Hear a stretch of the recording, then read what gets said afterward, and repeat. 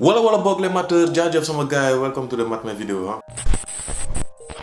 Donc aujourd'hui on est là encore pour faire une nouvelle vidéo. Comme vous connaissez, vous connaissez les bails, dañuy wax ci IS 814, hein, un artiste 4 trophées ci ben année, tu vois. Donc ça ce soit pas des blagues quoi.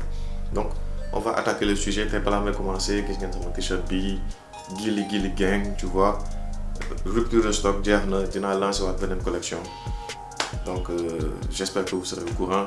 Tous mes partenaires, mes poches, mes diapolés, qui me donnent micro, qui me donnent accessoires bling, lunettes, Luxury 221, Walloffice Attitude, marque, ils me soutenir. Tous les liens sont en description, vous checker.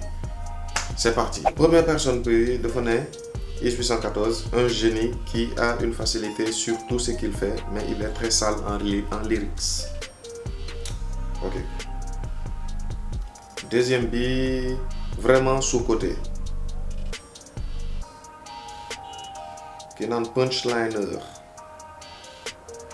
Intelligent en rap, mais con et inintelligent dans la vie courante.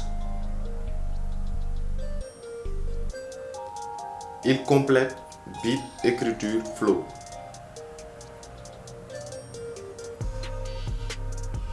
Un génie. Dafa mën rap.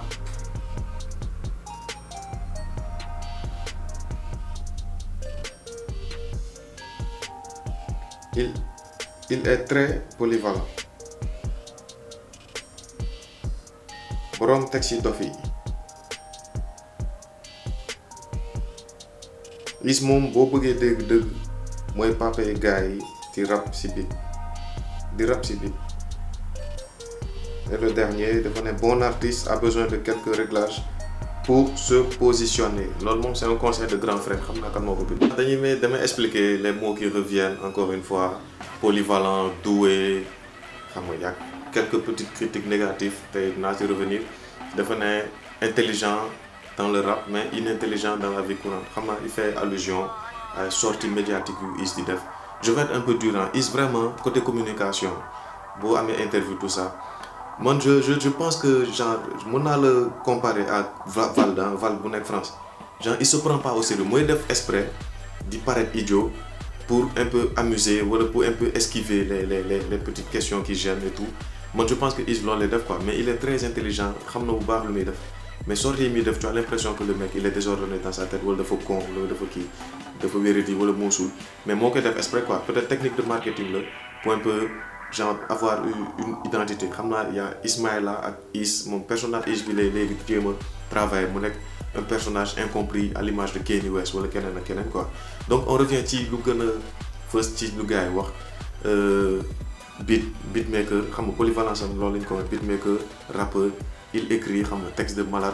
Man freestyle ba ma gëna marqué ci Is mooy bu muy def figure de style ci football bi quoi. Le milieu détermine l'individu, man maa ngi défense. Flow bi day attaqué Neymar am na ñu dugg salle pour mën a ñor di néeg genre tu te donnes des images quoi moom Is buy rap image ngay gis quoi pour un gars boo xam ne dafa jóge ci benn métier on peut dire beatmaking mu dugg ci rap yi am facilité boobu mu imposé wu ba ñëpp kenn mënu contester mën-mënam ci rap yi franchement chapeau à lui quoi. C'est un génie comme question yi am na ko ko wax génie tout court loolu mën na définir Is quoi.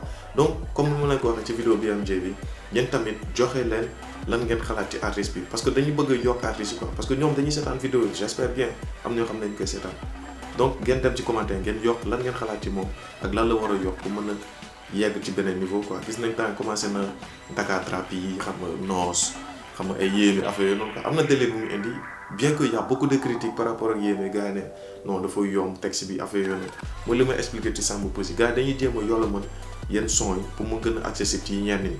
Tu vois te mën nga jàpp ni son bi dafa yolam ci lyrics fekk am na double sens am na parabole am na technicité ci biir son bi donc les gens essayez bien ngeen di recul ngeen dégluwaat artistes yi waa ji mën na def benn son mbëggeel mu yomb mais tamit ngeen juger tamit son yoo xam ne du koy def tey riche na ngeen tamit ngeen accordé nit ki mën na ci fànn yëpp quoi.